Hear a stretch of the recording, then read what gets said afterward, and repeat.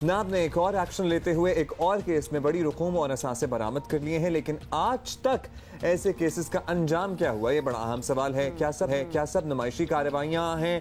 क्या इनका कोई फायदा हुआ था? आमदन से ज़ायद असासों के इल्जाम में गिरफ्तार स्पीकर सिंध असम्बली आगा सिराज दुरानी की मुश्किलात बढ़ने लगी हैं।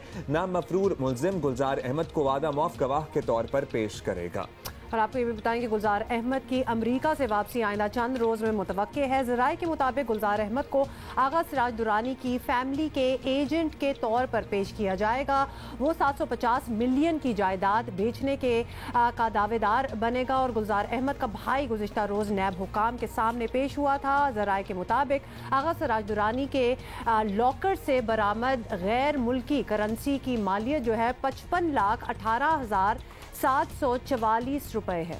2 किलो 14 ग्राम सोना भी बरामद हुआ था, जबकि 2 किलो आगे नाब की तफ्तीशी टीम ने आगा सिराज दुरानी की अहलिया के लॉकर से 1 किलो 9 ग्राम सोने के जेवरात भी बरामद किए हैं। ज़राए ने बताया कि मोहतात अंदाजे के मुताबिक सोने की मालियत 2 करोड़ से जायद है।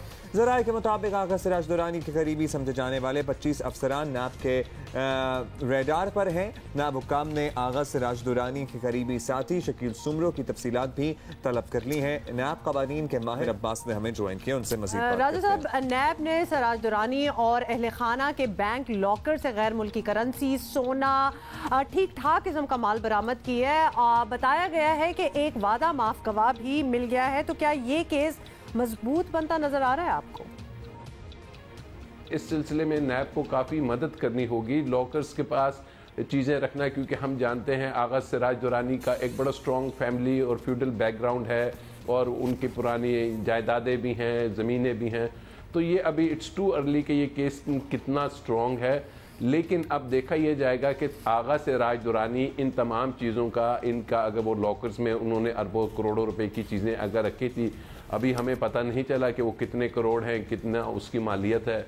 आपको याद होगा कि वो बलूचिस्तान में भी एक घर में छापा रेसानी कोई सेक्रेटरी थे, उनके घर पे मारा, तो बहुत सा कुछ निकला, लेकिन उसके बाद केसेस कुछ में इस तरीके से जान नज़र नहीं आई। तो लेट्स सी कि अब आगा सिराज दुरानी की तरफ से क्या इसकी रिबटल आता है, क्या जवाब आते हैं, और उसके बाद हम हतमी कह सकेंगे कि केस स्ट्रॉन्ग है या नहीं।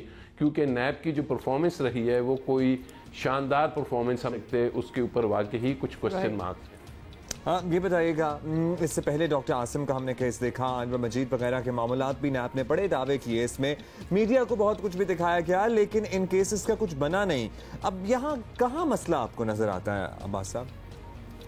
देखिए, जहाँ तक डॉक्टर आसिम का केस है, मुझे याद है कि उस वक्त की गवर्नमेंट ने कहा जी कितने 100 अरब रुपए का ये केस है, और वाकई हमारे इल्म में है कि मिनिस्ट्री ऑफ पेट्रोलियम में और GDCL में दीगर जो PPL उसके इदारे हैं वहाँ पे बेतहाशा, लेकिन अल्टीमेटली क्या हमें पता चल रहा है कि जी जनाब वो जब PMDC के सदर थे तो उसके दौरान कोई शायद चीज़ें हैं। तो अब वाकई यही वो बात है, यही वो परफॉर्मेंस है कि जो एक क्वेश्चन मार्क करती है। और आपके तवज्जुह से मैं बताऊँ कि मेरे ख्याल में कोई ऐसा एक केस भी नहीं है कि जहाँ पे इतने बड़े सियासी ये जो हमारे लीडरान होते हैं इनके खिलाफ कोई नैब का बहुत ही मजबूत केस आया हो, और किसी एक में भी मां सिवाय ये जो नवाज शरीफ साहब का एक केस हालिया हुआ है किसी को। अच्छा राजा साहब, फाइनल क्वेश्चन, और ये हम काफ़ी अरसे से सोच भी रहे हैं कि अगर एक मुलजिम गिरफ्तार है और उसके घर या बैंक लॉकर्स वगैरह पर छापों में कुछ मिल भी रहा है, तो इसे मीडिया पर लाना क्या ठीक होगा? आपको नैब का ये तर्ज अमल दुरुस्त लगता है? देखिए, हम अगर ग्राउंड रियलिटीज़ को देखें तो एक जो मुलजिम है और अगर वो पब्लिक ऑफिस होल्ड करता है, चाहे वो स्पीकर है या मिनिस्टर है, ऑब्वियसली ये अभी अगर वो इंक्वायरी की स्टेज है और उनसे सिर्फ ये पूछा जा रहा है कि अगर आपके लॉकर्स में ये चीज़ें आई हैं, तो नैब को इस हद तक आगे नहीं जाना चाहिए कि जी वहाँ पे पूरी उसकी वीडियोस बना के मार्केट में आ जाएं, या उस शख्स से का स्टांस लिए बगैर मुमकिन है कि जी उसके पास वैलिड रसीदें हों, रिसीट्स हों कि जी मेरी जेन्युइन कमाई थी, क्योंकि कारोबार करना या पैसा बनाना ये कोई जुर्म नहीं है। और इसी सिलसिले में चेयरमैन नैब को और प्रोसिक्यूटर को सुप्रीम कोर्ट ने तंबीह भी की थी कि जनाब ये आप जब इन्वेस्टिगेशंस या इंक्वायरीज करते हैं तो ये लोगों की पगड़ियाँ उछालना बंद कीजिए, जब तक कि आप किसी हतमी स्टेज पे ना आ जाएं और आप एक सॉलिड रेफरेंस ना बना दें।